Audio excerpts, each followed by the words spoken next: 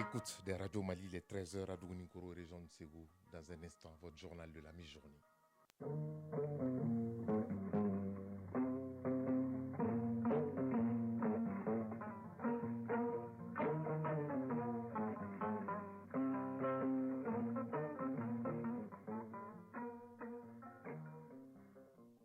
Le journal Ousmane Daou. Mesdames et messieurs, bonjour. À la une de ce 13h, les routes au Mali tuent rien qu'en 2022, 684 morts, 8297 blessés sur 8189 accidents. Pour renverser la tendance, la Nazer multiplie les initiatives avec la police nationale, la gendarmerie nationale et la protection civile en mettant l'accent sur la sensibilisation et le civisme. Bemba Sibi nous en dira un peu plus. Au Mali, ils sont plus de 30 000 enfants qui sont encore sous l'esclavage. Pour mettre fin à la pratique, l'association Donko Sira et Wikimedia, en collaboration avec le ministère de la Justice et des Droits de l'Homme, prennent le phénomène à bras le corps pour faire changer les mentalités pour l'abandon de la pratique de l'esclavage dans notre pays. Mariam Koulibaly nous en parlera. Hors du Mali, le président rwandais Paul Kagame est attendu en Guinée-Conakry après une visite de 72 heures au Bénin. Et puis au Soudan, les armes ne se taisent plus depuis samedi entre les forces armées soudanaises et les paramilitaires des forces de soutien rapide. Une guerre qui a déjà fait plus de 90 morts. Elle correspond à 1000 mois d'adoration de Dieu. Elle est marquée par des prêches et des invocations d'Allah dans les mosquées au lieu de prière. C'est la nuit du destin, la nuit la plus attendue par la communauté musulmane. Dans le viseur de Brahma Traoré de ce lundi, la retraite spirituelle, la portée spirituelle de la nuit du destin. En sport, Isaac Tchenou nous parlera du championnat national et du trophée Challenge Handball que notre pays abritera dans quelques jours. Voilà pour le sommaire, dans un instant les détails. Lundi 17 avril 2023, mesdames et messieurs, bonjour et merci d'avoir choisi Radio Mali pour vous informer. Le Mali a enregistré en 2022 8189 accidents de la circulation routière qui ont fait 684 morts et 8297 blessés. Des données révélées au cours d'un atelier de validation des statistiques des accidents de la route. Cet exercice 13e du genre permet à l'Agence nationale de la sécurité routière ANASER de confronter les données recueillies par la police, la gendarmerie, la protection civile et la direction générale de la santé ainsi que l'ANASER. Les précisions, c'est avec Bemba Sibi. Les routes continuent de faire des victimes malgré les multiples campagnes de sensibilisation et d'opérations de contrôle. Illustration avec les statistiques publiées par l'Agence nationale de sécurité routière pour l'année 2022. 684 personnes ont perdu la vie sur nos routes. 8297 personnes ont été blessées au cours de 8189 accidents. Si ces chiffres sont en baisse par rapport à 2021 où il y a eu 10 614 accidents qui ont enregistré 9085 blessés et malheureusement 736 décès, ils sont loin de l'objectif fixé. Ousmane Bamaïga, directeur général de l'Agence nationale de sécurité routière. L'objectif qui est fixé par notre stratégie nationale de sécurité routière est de réduire, il faut le rappeler, de 50% le nombre de victimes d'accidents de la circulation routière à l'horizon 2030. 2030 qui coïncide également aux objectifs de développement durable au niveau international. On doit redoubler encore d'efforts, beaucoup de sensibilisation et surtout beaucoup de contrôle. C'est la conclusion de cet atelier, le 13e du genre, initié par l'ANASER. Une rencontre qui a regroupé des responsables de la police, de la gendarmerie, de la protection civile, de la direction générale de la santé et l'ANASER pour confronter les données de ces différents services et disposer de statistiques fiables. Malik Kassé, représentant du ministre des Transports et des Infrastructures. Nous disposons des statistiques d'accidents de la route fiables et suffisamment désagrégées. Nous devons améliorer les outils et les méthodologies de recueil et de traitement des données sur l'insécurité routière pour satisfaire l'engagement pris par notre pays suite à la ratification de la Charte africaine de la sécurité routière. Cet engagement est de fournir les données les plus détaillées possibles de l'Observatoire africain de la sécurité routière afin de disposer de statistiques fiables et harmonisées. D'autant plus que pour prendre des mesures de réduction d'accidents de la route, il faut ces données pour fixer des objectifs clairs avec des indicateurs bien précis. Déjà, les mesures de contrôle et de sensibilisation seront renforcées, a souligné le directeur général de l'ANASER. La route est un espace à partager faisant preuve de civisme et surtout du respect du code de la route. Les enfants sont plus souvent exposés dans la circulation routière et nous allons parler des enfants dans le cadre de la célébration de la Journée internationale de lutte contre l'esclavage des enfants célébrée tous les ans le 16 avril de chaque année.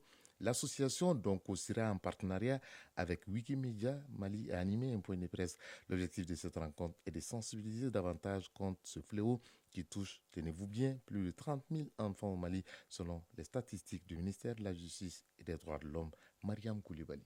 Célébrer chaque 16 avril de l'année la Journée internationale de lutte contre l'esclavage des enfants a pour but d'attirer l'attention sur ces phénomènes qui n'a plus sa place en ce 21e siècle. D'où ces points de presse initiés par l'association Donkosira et Wikimedia Mali. Kamara Mariam Koulibaly, membre de l'association Donkosira. L'objectif de cette journée internationale est d'éradiquer toutes les formes contemporaines d'esclavage impliquant des enfants tels que la traite d'êtres humains, l'exploitation sexuelle, le travail des enfants, les mariages forcés et le recrutement forcé d'enfants dans le conflit armé. La rencontre qui se tient autour des thématiques l'esclavage par ascendance et l'esclavage moderne a permis d'édifier sur les discriminations et des abus dont subissent quotidiennement les victimes. Selon les statistiques, au Mali, plus de 30 000 enfants sont concernés par ce fléau. Fana Kabadjakite, représentant Wikipédia au Mali. Il faut que les gens comprennent que le monde a changé. D'abord par la sensibilisation. Les gens, il faut les éduquer. Il faut leur dire qu'il n'y a plus d'esclaves. Ça, c'était avant. Et l'État doit s'impliquer parce que c'est l'État qui a la force de loi et la force coercitive. C'est l'État qui peut réprimander tous ces actes. Donc, l'État joue pleinement son rôle avec les associations de lutte contre ces pratiques-là. La journée a pris fin par un atelier de formation et de contribution à Wikipédia. Une pratique à bannir de nos habitudes. Parlons à présent solidarité. Plus de 37 millions de francs CFA, c'est le coût d'une importante donation de vivres plus un bœuf et une enveloppe de 150 000 francs CFA que la Banque de développement du Mali, BDMSA, vient de faire à l'endroit de 13 mosquées du district de Bamako. Appelée Opération Ramadan solidaire, c'est une tradition que l'institution financière respecte depuis maintenant 10 ans. Elle vise à accompagner les fidèles musulmans pendant le mois de Ramadan. Boubacar Bablé-Touré pour les détails.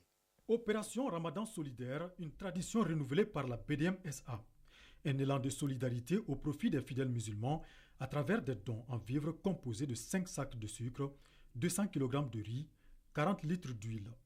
À cela s'ajoute un bœuf et une enveloppe symbolique de 150 000 francs CFA pour chacune des mosquées bénéficiaires. Cette 10e édition couvre 13 mosquées seulement dans le district de Bamako contre 12 l'année dernière. Toute une expression symbolique pour les responsables de l'institution financière. Cheikh Fantamadi Keïta, secrétaire général de la BDMSA. Cette année, Dieu merci, il y a une particularité. La direction générale de la BDM a décidé d'étendre l'opération Ramadan solidaire à d'autres localités de l'intérieur du pays, en l'occurrence 28 localités où se trouvent nos points de vente. Et donc, c'est les mêmes quantités de vivres à chaque mosquée. Pour un coût global de près de 38 millions de francs CFA, soit le triple de l'année dernière, l'opération a concerné les mosquées de 300 logements, du quartier Mali, de Sabali Bougou, de Yirimadio Zerni et 3 mosquées de Daouda Bougou. Rive gauche, la BDMSA a ciblé la grande mosquée de Bamako, la Zaouia de Dar Salam, la mosquée de Ntominkoro Bougou, de Sebeni Koro, et 2 mosquées de Amdalaï. Toute une joie pour les fidèles de ces différents lieux saints. Boubacar Sissoko, porte-parole mosquée de quartier Mali. On remercie la BDM et on leur fait beaucoup de bénédictions. Sidi Abdallah Chama, imam de la Zaouia de Dar Salam. On est vraiment content. On souhaite avec vous, chaque année au Kanaka, fêter ensemble, que Dieu donne la force qu'on veut au pays. Dans chacune de ces mosquées bénéficiaires, des bénédictions ont été faites non seulement pour le retour de la paix et la stabilité au Mali, mais aussi pour la prospérité de l'institution financière. On continue à parler Ramadan pour parler de la nuit du destin. La communauté musulmane du Mali célèbre ce soir cette nuit du destin. Elle sera marquée par des prêches et invocations d'Allah dans les mosquées au lieu de prière. Cette nuit correspond à 1000 mois d'adoration de Dieu. Une opportunité unique pour les fidèles musulmans de mener également certaines actions de solidarité. Retour donc sur la portée spirituelle de la nuit du destin. Dans le grand format de ce lundi, il est signé Brahma Traoré. Ces versets du Saint-Coran retentiront plus ce lundi soir dans les mosquées et autres lieux de prière pour la traditionnelle nuit du destin. C'est une veillée religieuse pas comme les autres, puisqu'elle ne se vit qu'une seule fois par an. Cette nuit est à la fois bénie et de haute spiritualité. Elle symbolise surtout la révélation du Saint-Coran au prophète Mohammed, paix et salut sur lui. Une symbolique très forte, comme nous l'explique l'imam Ousmane Diarra. Le prophète, paix et salut sur lui, nous informe que cette nuit, elle est située dans les nuits impaires, c'est-à-dire probablement la nuit du 21, la nuit du 23, et la nuit du 25, et la nuit du 27, et la nuit du 29. Donc, elle est située quand même dans les 10 dernières nuits, mais avec plus de précision dans les nuits impaires et avec beaucoup de probabilité sur la nuit du 27. La nuit du destin est une nuit bénie, une nuit de miséricorde, une nuit de pardon, une nuit pendant laquelle Allah subhanahu wa ta'ala va publier aux anges le planning des événements qui doivent se dérouler dans l'année. Donc c'est une nuit de bénédiction, une nuit où le musulman doit se rapprocher de son Seigneur pour demander l'aide et l'assistance. Sans conteste, les jeûneurs, tout comme les autres musulmans, formulent la même prière, celle de vivre pleinement cette nuit exceptionnelle, pendant laquelle le destin de chacun de nous sera scellé pour l'année à venir. Abdourahmane Sissoko est un fidèle musulman. J'ai prié Allah de me permettre de vivre cette nuit, qu'il exauce les prières que je vais formuler. La nuit du destin équivaut à 1000 mois d'adoration d'Allah, ce qui est une récompense divine. Entre prières, lecture du Saint-Coran, évocation et dons, la nuit du destin est l'occasion pour les fidèles musulmans d'accomplir de nombreuses actions de bienfaisance, selon l'imam Ousmane Diarra. Le prophète, paix et salut sur lui, nous dit qu'il y a deux choses, à savoir l'aumône et l'invocation. Donc le musulman qui invoque Dieu dans cette nuit et qui donne de l'aumône, qui s'adonne à l'adoration du Dieu, ce qui sera destiné pour lui sera du bien. Donc nous devons multiplier les prières, nous devons multiplier l'invocation, l'imploration du Dieu, et de la même manière, nous devons multiplier aussi les actes d'adoration. Le prophète, paix et salut sur lui, nous informe que celui qui veille la nuit du destin avec foi et en espérant sur la récompense de Dieu verra tous ses péchés pardonnés. La nuit du destin correspond à 1000 mois, soit 83 ans d'adoration d'Allah. Un rendez-vous religieux majeur, une invocation particulière aussi que nous recommande le prophète Mohammed, paix et salut sur lui. Le rappel de l'imam Diarra. Quand l'épouse du prophète sallallahu alayhi wa sallam, Aïcha, elle a interrogé le prophète, quelle forme d'invocation tu me recommandes quand je sais que c'est la nuit du destin? Le prophète lui a recommandé de dire Allahumma innaka afuwun tuhibbul afwa fa'fu anni. C'est-à-dire Dieu, tu es le pardonneur, tu aimes pardonner, alors je te demande Dieu de me pardonner. Donc cette formule, nous devons beaucoup la multiplier, ajouter à cela d'autres formules d'invocation pour se rapprocher d'Allah subhanahu wa ta'ala. La nuit du destin intervient cette année encore dans un contexte national difficile. Au cœur des prières qui seront formulées par Seydou Aïdara et Abdourahmane Sissoko, le Mali, afin que le Maître du Ciel étale sa grâce sur le pays. J'ai prié Allah pour qu'il sorte le Mali de cette crise et permettre à notre pays de retrouver le chemin de la paix, qu'il renforce davantage l'unité des Maliens. J'ai prié Allah pour la paix et la stabilité au Mali. J'ai prié également pour les autorités de la transition. Qu'Allah protège le Mali contre ses ennemis. Que le Tout-Puissant exauce ses prières afin que le Mali retrouve le chemin de la stabilité et de la sécurité. Comme nous enseigne le Saint-Coran, face à un défi, la meilleure arme pour un fidèle reste la prière et les invocations.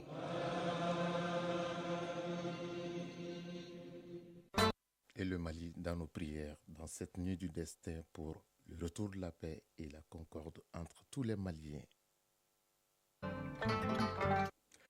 Actualité hors du Mali. Au Soudan, selon le syndicat des médecins, au moins 97 civils sont morts et 365 ont été blessés dans les combats débutés samedi et toujours en cours à Khartoum, la capitale, entre les paramilitaires et l'armée régulière. Les appels à la désescalade se sont multipliés depuis l'étranger, notamment du Japon, où les chefs de la diplomatie du G7 se réunissent pour un sommet Et ce G7 a appelé ce matin à la cessation immédiate des violences dans le pays. Le président rwandais Paul Kagame est attendu aujourd'hui à Conakry, en Guinée, pour une visite de travail et d'amitié. Cette visite rentre dans le cadre du renforcement des relations bilatérales entre les deux pays qui veulent raffermir leur coopération dans divers domaines tels que l'économie, la sécurité, l'agriculture, les mines et la culture. Avant la Guinée-Conakry, Paul Kagame avait effectué une visite de 72 heures au Bénin. Au Sénégal, une nouvelle coalition d'opposition vient de voir le jour à Dakar pour barrer la route à un éventuel troisième mandat du président Macky Sall. Elle est dénommée Mouvement des forces vives du Sénégal F24 en référence à la présidentielle prévue en février 2024. À 10 mois de l'élection présidentielle, il a été lancé hier dimanche en présence de plusieurs chefs de l'opposition, dont Ousmane Sonko. Cette coalition est formée notamment de partis politiques, d'organisations de la société civile et de personnalités indépendantes. Le ministre chinois de la Défense, Li Zhangfu, en visite en Russie, a rencontré au Kremlin le président Vladimir Poutine. À l'issue de cet entretien, ils ont déclaré que la Russie et la Chine étaient déjà entrées dans une nouvelle ère de leurs liens très très forts. Il s'agit de ma première visite à l'étranger depuis que j'ai pris ma fonction de ministre chinois de la Défense. J'ai choisi la Russie pour souligner la nature particulière et l'importance stratégique de nos liens bilatéraux, a déclaré le ministre chinois de la Défense, Li Zhangfu.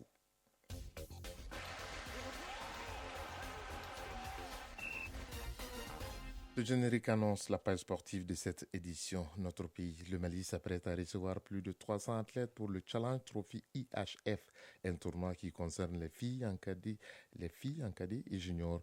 9 pays prendront part à ce Challenge Trophy. Les équipes maliennes continuent les derniers réglages au centre de Kabbalah. Et en football, la 15e journée du championnat national de Ligue 1 se poursuit cet après-midi avec les oppositions Afrique Football Elite AFE, Club Olympique de Bamako COB et Stade Malien de Bamako ISFAS. Les deux rencontres se joueront à Koulikoro. Le résumé de l'actualité sportive, c'est avec Isaac Cheno. La 15e journée du championnat national de Ligue 1 se poursuit cet après-midi avec deux oppositions à Koulikoro. Afrique Football Elite joue contre le Club Olympique de Bamako et le Stade Malien de Bamako affronte l'ISFAS. Mardi, il y aura une seule rencontre à Koulikoro. Cette rencontre mettra aux prises l'AFA Club de Bamako et l'US Sekita. Cette 15e journée prendra fin mercredi avec les oppositions 11 Qatar Nyarela, US Bougouni et ASCO AS Police. Hier à Bougouni, l'AS de Bamako a dominé l'AS Black Star de Badarabougou par 1-0. En ouverture de cette journée, jouée samedi, le Yoruba a largement battu l'Olympique par 4-0 et après 3 nuls blancs consécutifs, les Rouges de Bamako renouent ainsi avec le succès et ont provisoirement 6 longueurs d'avance sur les Scorpions de l'AS Real. Dans notre match de jour, l'AS Bagaradia a pris le meilleur sur Binga FC 1-0. Hier au compte de la 14e journée du championnat de Ligue 1 en retard. Victoire de l'AS Police 2-1 devant les 11 cratères de Nyadira. Handball, notre pays, le Mali, s'apprête à recevoir plus de 300 athlètes pour le Challenge Trophy IHF. Un tournoi qui concerne les filles en cadet et juniors. 9 pays prendront part à cette compétition et bien les équipes maliennes peaufinent leur préparation au centre de Kabbalah. Pour Abdoulaye Fofana, entraîneur de l'équipe des cadets, la préparation se passe dans de bonnes conditions. Il espère aller le plus loin possible dans la compétition. Il a dit au micro de Salif Diakité. On a commencé depuis un certain moment, on est ensemble, pour essayer de tirer le meilleur de chacune d'elles. Donc celles qui se sont bien distinguées, on les a retenues pour venir ici. Et ici aussi, ça se passe bien, Dieu merci. L'objectif, c'est d'aller le plus loin possible. Du côté des juniors, l'entraîneur Ibrahim Sinenta est aussi ambitieux que son collègue des cadets. Sur le micro de Salif Diakité. Les préparatifs vont bon train. Ça nous fait déjà 3 mois de préparatifs. Maintenant, la mise au vert se déroule bien. On est là-dessus. Sur un trophée, on a tout le temps fait des résultats.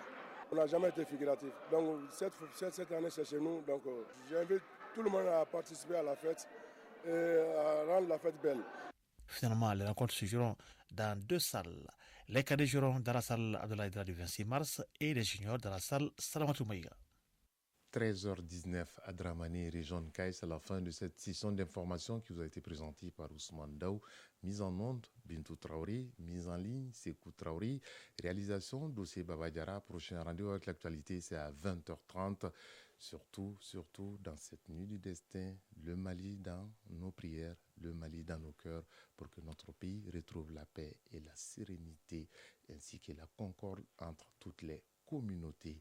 Chacun de nous ne peut être une étoile, mais tâchons de briller pour éclairer là où nous sommes. Tout le plaisir a été pour nous de vous servir. Au revoir et à très bientôt.